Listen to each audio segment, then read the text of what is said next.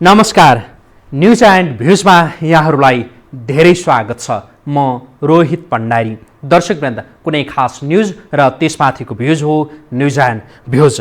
अघिल्ला वर्षहरूको जस्तो हुँदो हो त यसपटकको दसैँ पनि धुमधामका साथ मनाइन्थ्यो। आफन्तहरूसँगको भेटघाट, घुमघाम यो चल्थ्यो, तर यसपटक यस्तो हुन पाएन। विश्वभर फैलिएको कोरोना महामारीको त्यो असरबाट, प्रभावबाट नेपाल पनि अछुतो रहन सकेन र यसपटकको दसैँ प्रतिकूलताका बीचमा मनाउनु पर्यो। कोरोना महामारी देशका विभिन्न स्थानमा सल्किएको छ। यो ठाउँमा छ, यो ठाउँमा छैन भन्ने छैन। यो व्यक्तिलाई छ, यो व्यक्तिलाई छैन भनेर पनि त्यो खुट्याउन सकिने अवस्था छैन। कति लक्षण देखिएका सङ्क्रमितहरू छन् त कति लक्षण नै नदेखिएका सङ्क्रमितहरू छन्। चिकित्सकहरूले भनिरहेका छन् कि चाडबाडका समयमा सङ्क्रमितहरूको त्यो सङ्ख्या बढ्न सक्छ। कोरोनाबाट बच्नका लागि विशेष सावधानी अपनाउनु पर्ने हुनसक्छ, किनकि चाडबाडका समयमा आफन्तहरूसँगको भेटघाट हुन्छ, एक खालको त्यो सामिप्यता रहन सक्छ। त्यसैले पनि यति बेला खास जोगिन आवश्यक छ भनेर भनिरहेका छन्। आजको न्युज एन्ड भ्युज हामी कोरोना र दसैँका सन्दर्भमा केन्द्रित भएर यहाँहरूका माझमा प्रस्तुत गर्दैछौँ र कार्यक्रमको सुरुमा हामी डाक्टर शेरबहादुर पुनको भनाइ यहाँहरूका माझमा प्रस्तुत गर्दैछौँ। डाक्टर शेरबहादुर पुन, जसले यो चाडबाडका समयमा कोरोनाबाट कसरी बच्ने, आफू पनि र अरूलाई पनि कसरी बचाउने भनेर केही सल्लाह दिनुभएको छ, केही सुझाव दिनुभएको छ। कार्यक्रमको सुरुमा हामी डाक्टर शेरबहादुर पुनको यो भनाइ यहाँहरूका माझमा प्रस्तुत गर्छौँ र यो पछि हामी थप सन्दर्भसहित उपस्थित हुनेछौँ। दसैँ तिहारको कुरा आयो, त्यसपछि मान्छेहरू यो सङ्क्रमणको जुन एउटा सङ्ख्या छ त्यो बढिरहेको अवस्था छ। त्यसले गर्दाखेरि मानिसहरू जति चलायमान भयो त्यति सम्भावना फैलिने भन्छु अझ म, त्यो बढी हुन्छ। किन भन्दाखेरि अब यो यदि के दसैँ त अब सबै आफ्नो ठाउँमा मनाऊ भनेर हामीले पनि यहाँ भनिरहेका छौँ होइन। अब त्यस्तो अवस्था नआएर जानै पर्ने अवस्था हुन्छ नि। अब कोही व्यक्ति विशेष गरेर अब ख्याङ र खुङ गरेको लक्षणसहितको त किन जान्थ्यो होला र यदि केही गरी चाहिँ नरहेछ, सङ्क्रमण लक्षण नभएको अवस्थामा रहेछ भने चाहिँ उसले चाहिँ जुन आफ्नो गाउँठाउँमा जान्छ त्यो ठाउँमा चाहिँ अथवा आफ्नो जिल्ला होइन, अब त्यो ठाउँमा गयो भने चाहिँ त्यो लगेर जान सक्छ त्यो एरियामा भन्न सक्ने हो। त्यसको लागि त अब विभिन्न बच्ने उपायहरू नै मुख्य हाम्रो लागि आधार हो बच्नको लागि। फेरि पनि घुमिफिरी त्यही जनस्वास्थ्यको मापदण्डहरू आउँछ, त्यहाँ चाहिँ विशेष ध्यान पुर्याउनु पर्ने चाहिँ हुन्छ। अब खाना र रमाइलो चाहिँ नगरौँ भन्छु मैले। किन भन्दाखेरि टिका लाउने त ल ठिकै छ, कोही कोहीले एकदमै म टिकै ल्याएर छोड्छु होइन, होला सायद अब यस्तो ज्येष्ठ नागरिकले अर्को वर्ष रला कि नरला भन्ने खालको पनि होला कतिलाई होइन, त्यही कारणमा टिका जसरी लाउँछु भन्ने त्यस्ता पनि होला नि। अथवा होइन यो त मेरो एउटा चाड हो, म जसरी लाउँछु भन्नेहरू छन् भने पनि मेरो सल्लाह चाहिँ के छ भन्दाखेरि यो टिकाको एउटा साइट हुन्छ, त्यो साइटमा सबैजना जम्मा हुने कोसिस नगरौँ, दिनभरि नै खुल्ला हुन्छ साइट। त्यस्तै टिका भनेको सामान्यतया एउटा कोठामा बढी बसेर लाउने भने चाहिँ त्यस्तो नगरिकन बाहिर बरन्डा होइन अथवा छतमा अथवा फुलबारी छ भने त्यहाँ लगाउने गरौँ, ताकि हावा एक ठाउँमा गुम्म परेर नबसोस्। त्यस्तै अब लगाउने बेला अवश्य पनि दूरी त लगाउने बेला त टिका लगाइहाल्छ, धेरै समय नबस्ने, आफ्नो ठाउँमा आएर बस्नु पऱ्यो, हात साबुन पानी राम्रोसँग धुनु पऱ्यो, मास्क लगाउनु पऱ्यो।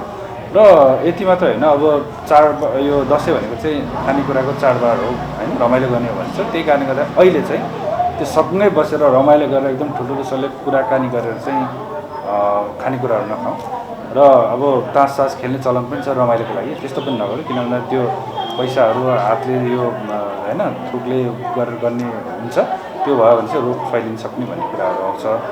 र यसरी हेर्दाखेरि चाहिँ मेरो विचारमा टिकै लाउने हो भने टिका मात्र लगाएर बाँकी काम चाहिँ सबै खानपानको र बस्ने चाहिँ आफ्नै घरमा फर्किँदा चाहिँ राम्रो हुन्छ।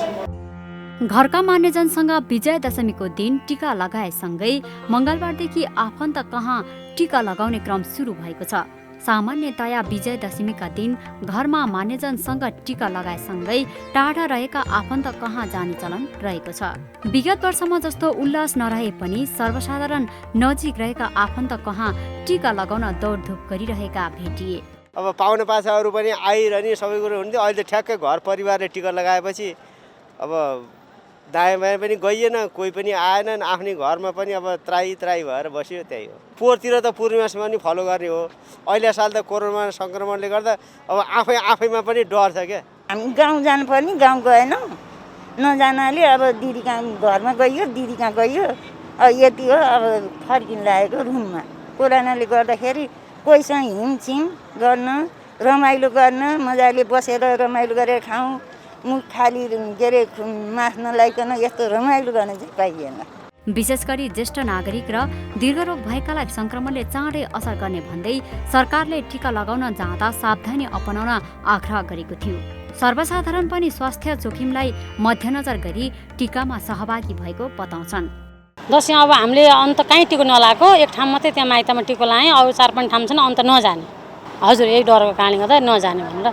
सामान्यतया नवदुर्गा भवानीको प्रसाद विजय दशमीका दिनमा मात्र लगाउने परम्परा भए पनि नेपालका धेरै भागमा कोजाग्रत पूर्णिमासम्म टीका लगाउने चलन छ। वर्षको एकपटक सबै आफन्त कहाँ पुग्ने र मानिसजनको हातबाट टीका थाप्ने सनातन धर्मावलम्बी नेपालीको मौलिक परम्परा हो। तर कोरोना कहरका कारण यस वर्ष दशैंको टीका प्रभावित भएको छ।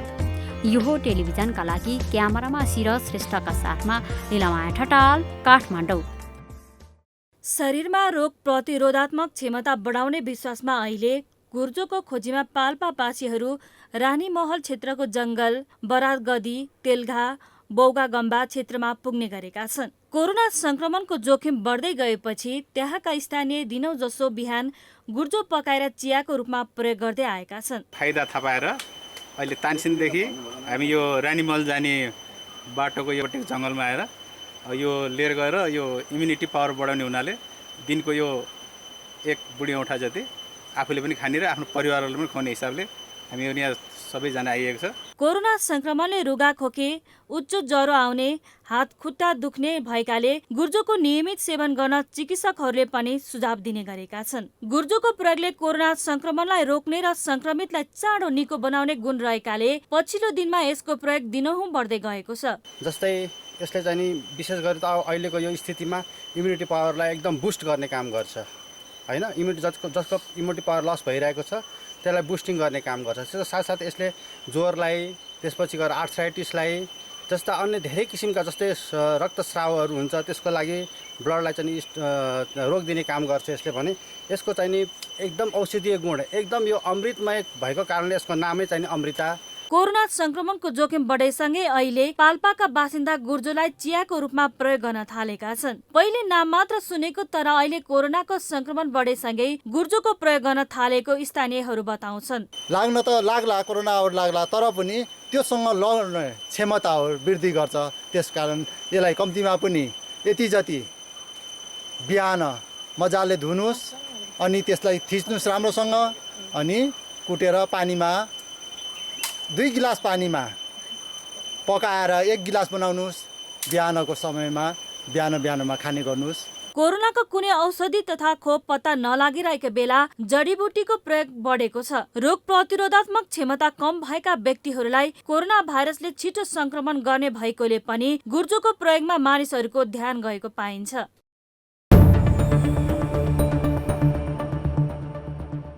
यहाँहरूले हेर्नुभयो डाक्टर शेरबहादुर पुनको भनाई। डाक्टर शेरबहादुर पुनले चाडबाडका समयमा कोरोनाबाट कसरी बच्न सकिन्छ र चाडबाडका समयमा अपनाउनु पर्ने सावधानीहरू के हुनुपर्छ र के हुन्छ भन्ने सन्दर्भमा आफ्नो भनाई प्रस्तुत गरिरहनु भएको थियो।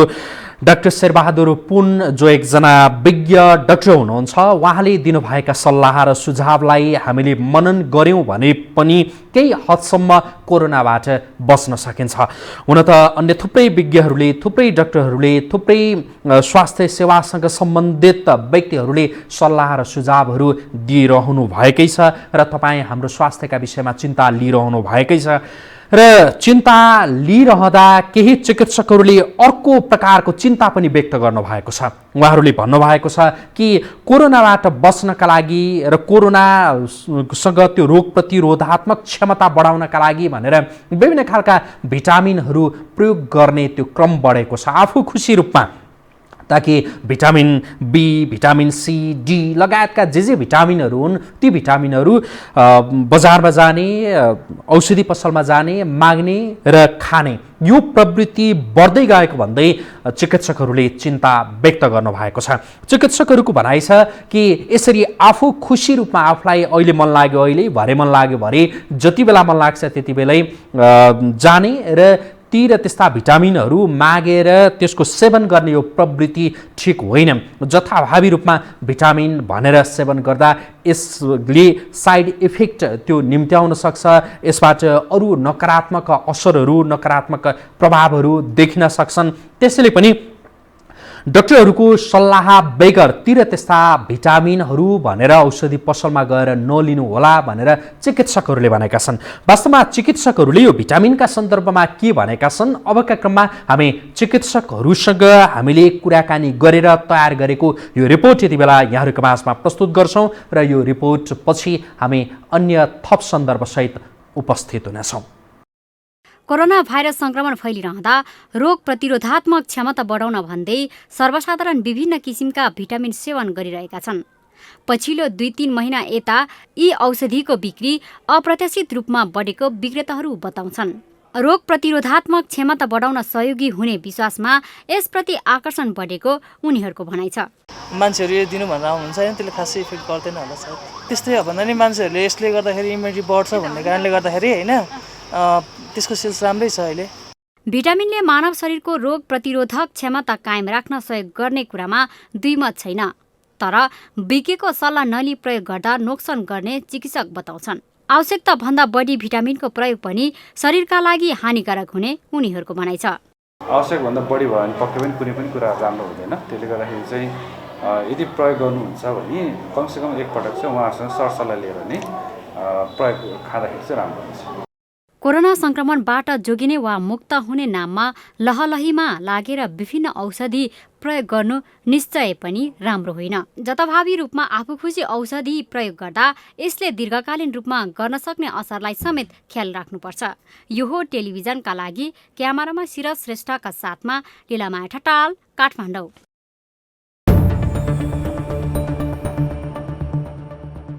भिटामिनहरूको बढ्दो प्रयोग जो एक हिसाबले भन्ने हो भने दुरुपयोग हो भनेर चिकित्सकहरूले भनिरहेका छन् र चिकित्सकहरूको सल्लाह छ, चिकित्सकहरूको सुझाव छ, चिकित्सकहरूको भनाइ छ कि यसरी भिटामिनहरूको जथाभावी प्रयोग नगरौँ। आज भिटामिन भनेर जथाभावी रूपमा बी, सी, डी या अन्य कुनै भिटामिनहरू सेवन गरिरहँदा त्यसबाट नकारात्मक असर देखिन सक्छ र आज भिटामिन भनेर जे प्रयोग गरिँदैछ यदि डाक्टरको सल्लाह बेगर ती र त्यस्ता भिटामिनहरू भनेर प्रयोग गरियो भने भोलिका दिनमा अन्य थुप्रै गम्भीर समस्या पनि निम्तन सक्छ भनेर चिकित्सकहरूले यो खालको चिन्ता व्यक्त गर्नु जसलाई अस्वाभाविक भन्न सकिन्न, ताकि चिकित्सकहरू यो कोरोना महामारीका बीचमा पनि तपाईँ हाम्रो स्वास्थ्यका लागि, तपाईँ हाम्रो स्वास्थ्य ठिक होस् भन्नका लागि जुन रूपमा खटिरहनु भएको छ उहाँहरूको खटाई, उहाँहरूको मेहनत, उहाँहरूको लगनशीलताको तपाईँ हामीले उच्च प्रशंसा गर्नै पर्दछ। र यति बेला पनि जो बडा दशैंको यो समयमा पनि कतिपय चिकित्सकहरू जसले घरबाटै टेलिफोनका माध्यमबाट या सामाजिक सञ्जालका माध्यमबाट पनि तपाईँ हाम्रा थुप्रै स्वास्थ्य समस्याहरूको समाधानका लागि उहाँहरूले विभिन्न खालका उपायहरू दिइरहनु भएको छ र यो गर्नुहोस्, यो नगर्नुहोस्, यसो गर्दाखेरि तपाईँलाई यस्ता खालका हानिहरू निम्तन सक्छन् या यो ढङ्गले चाहिँ तपाईँ अगाडि बढ्नुभयो भने तपाईँलाई फाइदा हुन सक्छन् भनेर चिकित्सकहरूले सल्लाह दिइरहनु भएको छ। त्यसैले उहाँहरूको सल्लाह, उहाँहरूको सुझावलाई तपाईँ हामीले मनन गर्नै पर्दछ ताकि चिकित्सकहरूले भनिरहेको विषय तपाईँ हाम्रै हितका लागि हो। त्यसरी चिकित्सकहरूको भनाइलाई पालना गरौँ, भनाइलाई मानौँ, यो आग्रह पनि हामी गर्छौँ। र सँगसँगै यति बेला जो कोरोना सङ्क्रमणबाट पीडित व्यक्तिहरू हो तर उहाँहरू निको भइसक्नुभयो, निको भइसकेर एक हिसाबले भन्ने हो भने जसमा पहिले पोजिटिभ देखिएको थियो र केही समयपछि फेरि टेस्ट गर्दाखेरि उहाँहरूमा नेगेटिभ देखियो। त्यसरी नेगेटिभ देखिएका व्यक्तिहरू जो एकपटक उहाँहरू सङ्क्रमित भइसक्नुभयो, उहाँहरूमा लामो समयसम्म विभिन्न खालका रोगहरू पछि त्यो देखिन सक्छन्। सँगसँगै विभिन्न प्रकारले त्यो कोभिडले एक खालको लामो समयसम्म पनि दुःख चाहिँ दिइरहन सक्छ भनेर चिकित्सकहरूले भनिरहेका छन्। जस्तो पहिले पोजिटिभ आयो रिपोर्ट, केही समयको उपचारपछि आरामपछि टेस्ट गराउँदाखेरि नेगेटिभ आयो, तर त्यो आइसकेपछि पनि फेरि दोहोरिन सक्छ त्यो कोभिड-19, ताकि त्यसबाट जुन सिम्टमहरू हुन् जस्तो जिउ दुख्ने, ज्वरो आउने लगायतका जे लक्षणहरू हुन् ती लक्षणहरू फेरि पनि दोहोरिन सक्छ, देखिन सक्छ र यसबाट पछि चाहिँ कस्तो असर हुन सक्छ त, कस्तो असर निम्तिन सक्छ त, यो पनि एउटा सबैले जान्नुपर्ने र सबैले ध्यान दिनुपर्ने, सबैले चासोका साथ हेर्नुपर्ने एउटा विषय हो। त्यसैले हामीले यसमा केन्द्रित रहेर केही चिकित्सकहरूसँग हामीले कुराकानी गरेका छौँ। हामीले चिकित्सकहरूलाई सोधेका छौँ ताकि एकपटक कोरोना पोजिटिभ देखिएर निको भइसकेका त्यस्ता सङ्क्रमितहरूमा पछि चाहिँ कस्तो खालको समस्याहरू, कस्ता खालका लक्षणहरू देखिन सक्छन् र तिर त्यस्ता लक्षणहरू देखिए भने कस्ता खालका सावधानी अपनाउने, कस्तो प्रकारले उपचार गर्ने, आफूलाई स्वस्थ राख्नका लागि के गर्ने भनेर हामीले केही चिकित्सकहरूसँग सोधेका छौँ र केही चिकित्सकहरूले उपाय समेत सुझाउनु भएको छ। तपाईँहरूले यसो गर्नुहोला भनेर उहाँहरूले जुन खालको सुझाव पनि सुझाउनु भएको छ। अबका क्रममा हामी अर्को यो रिपोर्ट यति बेला यहाँहरूका माझमा प्रस्तुत गर्छौँ ताकि यो कोभिडको दीर्घकालीन असर के हुन सक्छ, यो असरसँग सम्बन्धित अर्को रिपोर्ट अबका क्रममा। सामान्यतया कोरोना संक्रमण भएपछि निको हुन 2 हप्ता लाग्छ। त्यसैले संक्रमणको आशंका लागेमा वा संक्रमित व्यक्तिसँग सम्पर्कमा पुगेका 2 हप्ता आइसोलेसनमा बस्न चिकित्सकहरू सुझाव दिन्छन्। खोकी, ज्वरो र अत्याधिक थकान सबैभन्दा बढी देखिने लक्षण हुन्। निको भएर घर फर्किसकेका कोरोनाका बिरामीमा पनि समस्या देखिने गरेको छ। हुन त कतिपयलाई लक्षण नै देखिँदैन भने कतिपयलाई लामो समयसम्म देखिन्छ। लङ कोभिड चाहिँ नितान्त नयाँ समस्या चुनौती हो स्वास्थ्यको। त्यो कोरोना चाहिँ उपचार गरेको अथवा कोरोना मुक्त भएको भनेको नेगेटिभ भएर गएको व्यक्तिहरूमा चाहिँ यस्तो खालको चाहिँ समस्या निरन्तर रहेको छ। यसले चाहिँ लाइफ क्वालिटी जुन हुन्छ लाइफको त्यो चाहिँ एकदमै राम्रो गरेको छैन। त्यो भनेको चाहिँ स्वास्थ्यमा लिनदेनिङ ल्याङल्याङ गरिराख्ने खालको, उसलाई एकदम अत्याधिक मात्रामा थकान हुने, छाती एकदम भारी भए जस्तो हुने, सास पनि गाह्रो परे जस्तो हुने, 1-2वटा भर्याङ मात्र उक्लिँदाखेरि पनि उक्लिन नसक्ने, हतोत्साहित भइदिने। शुक्राराज ट्रपिकल तथा सररोग अस्पतालमा कार्यरत विशेषज्ञ डाक्टर शेरबहादुर पुनका अनुसार अन्य रोगका बिरामी जस्तै कोरोना भाइरस मुक्त भएका मानिसहरूले सामान्य रूपमा जीवनयापन गर्ने अपेक्षा गर्छन्। तर लङ कोभिडका कारण धेरै किसिमका स्वास्थ्य समस्या देखिने गरेको छ। जिउ तात्ने तर ज्वरो नहुनेदेखि सामान्य काम गर्न समेत गाह्रो हुने अवस्थासम्म मानिसहरू पुग्ने गरेका छन्। जिउ एकदम ताते जस्तो हुने तर ज्वरो नआउने, त्यस्तै अब साइकेट्रिक प्रब्लम पनि एकदम कसैले त अब एउटा मान्छेलाई पनि एकदम ठुलो देखेँ भनेर भन्नुहुन्छ होइन, त्यस्तो खालको भयो। यस्तो विभिन्न जुन समस्या छ त्यो चाहिँ लामो समयसम्म देखिन्छ। यो धेरै अगाडि नै विदेशमा चाहिँ परिचर्चा भएको। यसको एक्ज्याक्टली मेडिकल टर्म नाम दिइ नसकेको भए तापनि यसलाई चाहिँ सामान्य बोलीचालीको भाषामा चाहिँ लङ कोभिड भने यसको मतलब चाहिँ लम्बिरहेको समस्या भनौँ न कोभिडकै भाग हो भनेर बुझ्नुपर्छ। नेपालमा सुरुदेखि नै कोरोना संक्रमितको उपचारमा सक्रिय विशेषज्ञ डाक्टर पुनले कोभिड-19 नयाँ विषय भएकाले थप अध्ययन आवश्यकता भएको बताउँछन्। औषधि पत्ता लागि नसकेको र संक्रमण तीव्र गतिमा फैलिरहेको अवस्थामा जनस्तरबाटै कोरोनाबाट बच्ने उपाय अवलम्बन गर्न जरुरी रहेको चिकित्सकहरू बताउँछन्। यो हो टेलिभिजनका लागि क्यामेरामा सिरज श्रेष्ठका साथमा लीलामाया ठटाल, काठमाडौँ।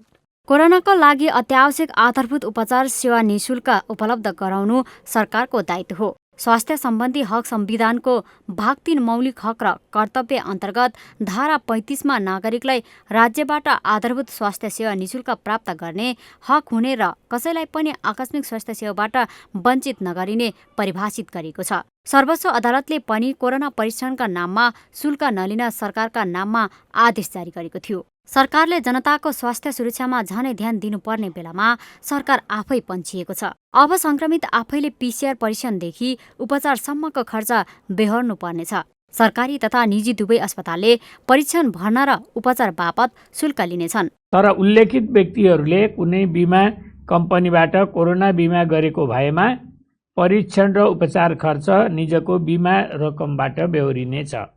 अन्य सबै किसिमका व्यक्तिहरूको परीक्षण तथा उपचार व्यक्तिकै आफ्नै खर्चमा। सरकारको पछिल्लो निर्णय कानून र सर्वोच्च अदालतको आदेश विपरीत समेत देखिएको छ। संक्रमण रोग सम्बन्धी ऐन अनुसार यसको परीक्षण र उपचारको दायित्व सरकारको हो, तर सरकारले अदालतको अवहेलना गरेको अधिवक्ता लोकेन्द्र ओली बताउँछन्। अदालतले पनि हेर्नुहोस्, यो मौलिक हक हो। यसको कोरोना भाइरस कोभिड-19सँग सम्बन्धित सबै उपचारहरू निःशुल्क गर्नु भनेर परमादेश जारी गर्यो। यसको फैसला अब अन्तिम भइसकेको छ। यसको अरू विकल्प केही पनि छैन सरकारसँग। सरकारले यसलाई कार्यान्वयन नै गर्ने हो। अब कार्यान्वयन गर्नुपर्ने सरकारले जसरी अब यो अहिले हिजो जुन निर्णय सुनाइयो, यो एउटा दुःखद हो। सरकारले कोरोना परीक्षण र उपचार खर्च नबेहोर्ने निर्णयको आलोचना भइरहँदा नेकपाका सांसद कृष्ण राईले भने सरकारको यो बाध्यता भएको बताउँछन्। म स्वास्थ्य मन्त्री भएको भए के गर्थेँ भनेर कसैले तपाईँले वा मैले सोच्यो भने अर्कै फरक ढङ्गले पनि सोच्न सकिन्छ होला होइन। तर भन्नु र गर्नुमा धेरै कुरा अन्तर हुन सक्छ। 6 महिना अगाडि संक्रमण नभएको समयमा जिम्मेवारी लिएर राज्यले भयभरको पैसा खर्च गर्यो। वास्तविक महामारी देखिएपछि सरकार आफै पछि परेको छ। अत्यावश्यक नभएको समयमा सरकारले प्रति व्यक्ति लाखौं रुपैयाँ खर्च गरे पनि हाल वास्तविक महामारी सुरु भएपछि भने जनताका लागि राज्य बेसहारा बनेको छ।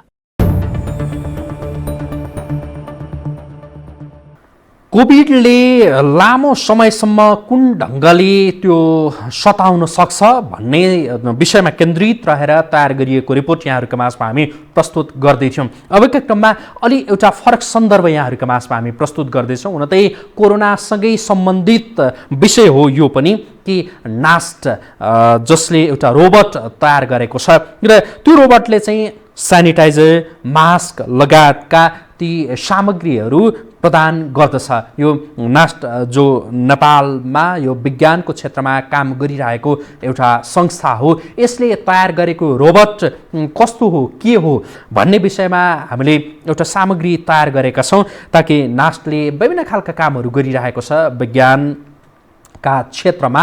र यति बेला चाहिँ कोरोना महामारी विश्वभर चलिरहँदा नास्टले चाहिँ के गरेर बसिरह्यो त भनेर धेरैले सोधिरहेका पनि हुन् र नास्टले खालका ती अनुसन्धानहरू पनि नगरेको होइन, गरि नै रहेको छ। तर खास रिजल्ट चाहिँ के आयो त भनेर धेरैले सोधिरहेका बखत एउटा सानो खुसी नास्टले दिएको छ। हुन त यसलाई त्यति ठुलो उपलब्धिका रूपमा मान्न सकिन्न ताकि रोबोटहरू यति बेला बजारमा त्यो सामान्य देखिनु जसलाई सामान्य रूपमा नै लिन सकिन्छ ताकि रोबोटको जो भर्खरै आविष्कार भएको या केही भएको यत्रो ठुलो विषय त होइन। तर हाम्रो नेपालमा जुन विज्ञानको क्षेत्रमा काम गरिरहेको यो नास्टले जे पछिल्लो समयमा गरेको छ त्योसँग सम्बन्धित अर्को एउटा सामग्री अबका क्रममा हामी यहाँहरूका माझमा प्रस्तुत गर्दैछौँ ताकि यो नास्टले बनाएको त्यो रोबोट कस्तो हो, के गर्दो रहेछ, कसरी काम गर्दो रहेछ अबका क्रममा यो रिपोर्ट।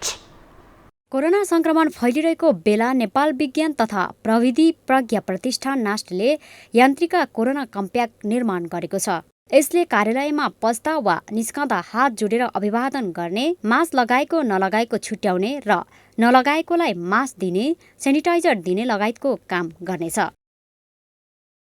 कोरोना संक्रमणको बेला रोबोट कुनै पनि कार्यालयका लागि अत्यन्तै उपयुक्त हुने नास्टको दाबी छ। नास्टका इन्जिनियर रोशन पाण्डेका अनुसार रोबोटले मानिसको शरीरको तापक्रम नाप्ने, सेनिटाइजर दिने, मास्क नलगाएको खण्डमा मास्क दिने काम गर्नेछ। मुख्य यसको उद्देश्य भनेको यहाँ पस्दा निस्किँदाखेरिको हाम्रो नास्टका कर्मचारी तथा आगन्तुकहरूलाई चाहिँ नि यसले हात जोडेर सम्बोधन गर्ने, त्यस्तै गरेर चाहिँ नि मास्क लाएको छ लाएको छैन उसले छुट्याउने र नलाएको रहेछ भने चाहिँ नि तपाईँको उसले आफ्नो भेन्डिङ मेसिनबाट मास्क निकालेर दिने। कोरोना संक्रमणलाई कार्यालयमा नियन्त्रण गर्न सक्ने उद्देश्यले रोबोट निर्माण गरिएको उनको भनाइ छ। रोबोटले संक्रमित व्यक्ति छुट्याउने हुँदा अरूमा सर्न नपाउने र फैलनबाट रोकिने पाण्डेको दाबी छ। ह्युमेड रोबोटमा त्यो पनि अलिकति हाइटेक, अहिलेसम्म नेपालमा देखिएका रोबोटहरू अलिकति त्यति साह्रो तपाईँको चाहिँ नि हाइटेक छैनन्। खाना पुर्याउने, दबाई पुर्याउने होइन, कोरोनाको बेला त्यस्ता किसिमका छन्। मास्क नलगाई आएका व्यक्तिलाई रोबोटले दायाँ हातको मद्दतबाट झोलामा राखिएको मास्क अटोमेटिक रूपमा दिन्छ। विश्वव्यापी महामारीको रूपमा फैलिएको कोरोना भाइरस विरुद्धको औषधि पत्ता नलागेको अवस्थामा संक्रमण रोक्न रोबोट महत्त्वपूर्ण साबित हुन सक्छ। यो हो टेलिभिजनका लागि लीलामाया ठटाल, काठमाडौँ। दर्शकवृन्द, हामीले आजको न्युज एन्ड भ्युजमा जे जस्ता विषयहरू समावेश गर्यौँ कि कोरोना र बडा दशैंका सन्दर्भमा केन्द्रित रहेर बडा दशैं हामीले कार्यक्रमको सुरुमा पनि भन्यौँ कि अवस्था प्रतिकूल हुँदैन थियो, अवस्था अनुकूल हुन्थ्यो र अघिल्ला वर्षहरूको जस्तै अवस्था सामान्य हुन्थ्यो भनेदेखि यसपटकको बडा दशैं धुमधामका साथ मनाइन्थ्यो र यति बेला हामीले भनिरहेका हुने थियौँ कि धुमधामका साथ मनाइयो बडा दशैं भनेर। तर कोरोना महामारीका कारण यसपटकको दशैं अत्यन्तै खल्लो रह्यो, ताकि केहीले राम्रैसँग मनाए पनि होलान्, तर औसत मान्छेहरू जसले यसपटकको दशैं राम्रोसँग मनाउन पाएनन् र यो कोरोनाका सन्दर्भमा केन्द्रित रहेर कुराकानी गर्नुपर्दा कोरोना जसले धेरैलाई सताएको छ र यसबाट बच्नका लागि के गर्ने कसो गर्ने भनेर धेरैले विभिन्न खालका सावधानीहरू पनि अपनाइरहेको अवस्था हो। तर सरकारले चाहिँ सर्वसाधारणका विषयमा त्यो उदासीनता देखायो, ताकि एकपटक सरकारले भन्यो कि अब यो कोरोना त्यो परीक्षण गर्ने र यसको उपचार गर्ने सम्पूर्ण दायित्व राज्यको हो, तपाईहरू ढुक्क हुनुहोस् भनेर भन्यो सरकारले। तर समय जसरी बित्दै गयो, बित्दै जाँदा स्वास्थ्य मन्त्रालयले नै सबैमा आग्रह गर्यो कि अब चाहिँ परीक्षण पनि राज्यले निशुल्क गरिदिन सक्दैन र उपचार पनि राज्यले निशुल्क गरिदिन सक्दैन भनेर भन्यो। र पछिल्लो समयमा फेरि केही बोली त फेरिएको छ, तर जनताले सरकारका मन्त्रीका प्रधानमन्त्रीका भनाइमा कसरी विश्वास गरिरहने भन्ने विषय चाहिँ एउटा महत्त्वपूर्ण विषय हो कि यति बेला सर्वसाधारणहरू सरकारले उदासीनता देखायो भनेर यति बेला सरकारका प्रति आक्रोश व्यक्त गरिरहेका छन्। अबका क्रममा हामी अर्को यो सामग्री यहाँहरूका माझमा प्रस्तुत गर्छौँ। कोरोना संक्रमितलाई दिँदै आएको निशुल्क स्वास्थ्य उपचार सुविधा खोज्ने सरकारको निर्णयलाई नेकपाकै नेताहरूले समेत विरोध गर्न थालेका छन्। वरिष्ठ नेता माधव नेपालले संविधानले नै सुनिश्चित गरेको अधिकार खोज्न नमिल्ने भन्दै संक्रमितको निशुल्क उपचार गराउन माग गरेका हुन्। विज्ञप्ति नै जारी गरेर उनले विभेदकारी, गैर जिम्मेवार र जनताप्रति अनुत्तरदायी निर्णय अविलम्ब फिर्ता लिन माग गरेका हुन्। नेकपाका प्रवक्ता नारायण काजी श्रेष्ठले पनि निर्णय सच्याउन सरकारलाई आग्रह गरेका छन्। यो विषयलाई विज्ञहरू यसरी विश्लेषण गर्छन्। तर त्यसलाई तपाईँको चाहिँ राज्यको दायित्वबाट अब पन्छिने भन्ने खालको कुराकानी गर्नु भनेको त्यो चाहिँ ओली सरकारको असफलता हो र त्यो असफलताको हिसाब किताबले उहाँले तपाईँको चाहिँ पद छोड्नु र अरू साथीहरू जो सक्ने क्षमतावान छन् उनीहरूलाई जिम्मा दिनु राम्रो हुन्छ। नेपालको संविधानले शिक्षा र स्वास्थ्यलाई संविधानमा मौलिक हकको रूपमा राखेको छ। यही विषयलाई मध्यनजर गर्दै सर्वोच्च अदालतले पीसीआर निशुल्क गर्न सरकारका नाममा परमादेश नै जारी गरेको थियो। तर सरकारले अदालतदेखि मानव अधिकार आयोगको सुझावलाई लत्याउँदै निजी अस्पताललाई धनी बनाउने यस्तो निर्णय गरेको धेरैको बुझाइ छ। यदि जनताका पक्षमा काम गर्न बनेको सरकार हो भने यो निर्णय तत्काल फिर्ता लिनुपर्नेमा विज्ञ जोड दिन्छन्। अदालत आफूले गरेका आदेशहरू पालना होस् भन्ने चाहन्छ। त्यो संवैधानिक रूपमा पनि संविधानको धारा 126 अन्तर्गत पनि अदालतले गरेका आदेशहरू सबैको लागि मान्नुपर्छ, बाध्यात्मक हुन्छन्।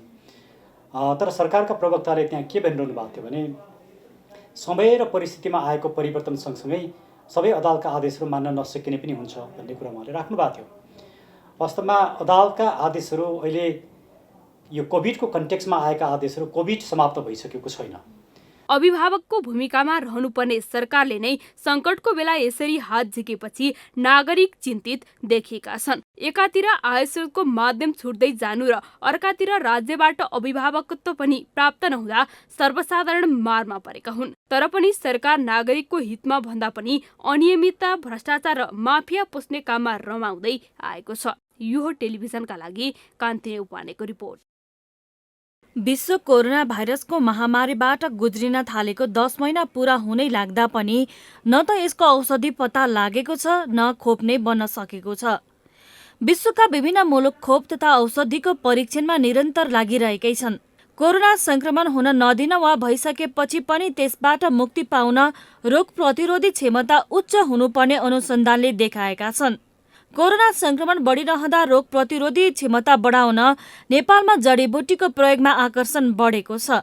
त्यसमध्ये पनि बढी चर्चा छ गुज्रोको। संक्रमण उच्च हुँदै गर्दा गाउँदेखि सहरसम्म यसको प्रयोग बढ्दै गएको छ। रगतमा हुने हेल्पर टिसिएल्सको क्षमता बढाउने र शरीरमा हुने एन्टिजेन प्रोसेसलाई राम्रोसँग व्यवस्थित गर्ने गुण गुर्जोमा हुने विज्ञ बताउँछन्। रगतमा हुने हेल्पर टिसिएल्स हो जसमा व्याधि क्षमता बढाउने हुन्छ, त्यसमा चाहिँ काम गर्छ भनेर चाहिँ प्रमाणित छ र यसमा अर्को सबभन्दा ठुलो के हो भने वयस्थापन भन्छ। हाम्रो एन्टी एजिङ प्रोसेस हुन्छ नि त्यसलाई चाहिँ यसले राम्रोसित व्यवस्थित गर्छ। आयुर्वेदिक चिकित्सक मात्र नभई एलोपेथिक चिकित्सा क्षेत्रका विज्ञ पनि शरीरमा रोग प्रतिरोधी क्षमता बढाउन जडीबुटीको प्रयोग महत्त्वपूर्ण हुने बताउँछन्। भान्सामा दिनौँ प्रयोग हुने मसलादेखि जेठी मधु जस्ता जडीबुटी पनि कोरोना रोकथामका लागि प्रभावकारी हुने उनीहरूको दाबी छ। यो जेठी मधुले के गर्दछ भनेदेखि यसले चाहिँ नि यो भाइरसको सुरुवातमै एब्जर्ब हुने कुरा चाहिँ कम गर्दो रहेछ। कोरोना भाइरसको लागि पनि एकदम काम गर्दो रहेछ। यो हाम्रो नेपालमा धेरैले खान्छन्, यो बुढाबुढीले झन् खान्छन्, यो चुरोट खाने मान्छेले दमाउने पनि खान्छन्। कोरोना संक्रमण नियन्त्रण गर्ने भन्दै जडीबुटीका नाममा भ्रम छर्नेहरू पनि नभएका होइनन्। तर आधिकारिक व्यक्ति वा विज्ञको सल्लाह लिएर यस्ता जडीबुटी प्रयोग गर्दा रोग प्रतिरोधी शक्ति वृद्धि गर्न सहयोग पुग्छ। कोरोना संक्रमण उच्च भइरहेको बेला हाम्रै गाउँघरका जडीबुटीको उचित प्रयोग गरी लाभ लिन सबैको ध्यान पुग्नुपर्छ। यो हो टेलिभिजनका लागि कविता चौलागाईको रिपोर्ट।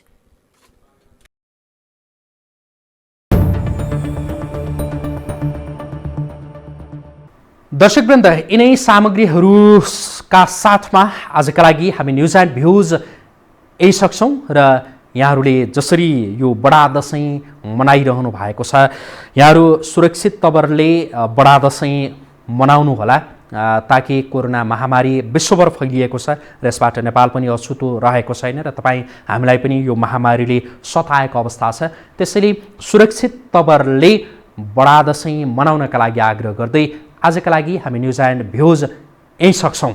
यो हो टेलिभिजन, हेर्दै गर्नुहोला। नमस्कार।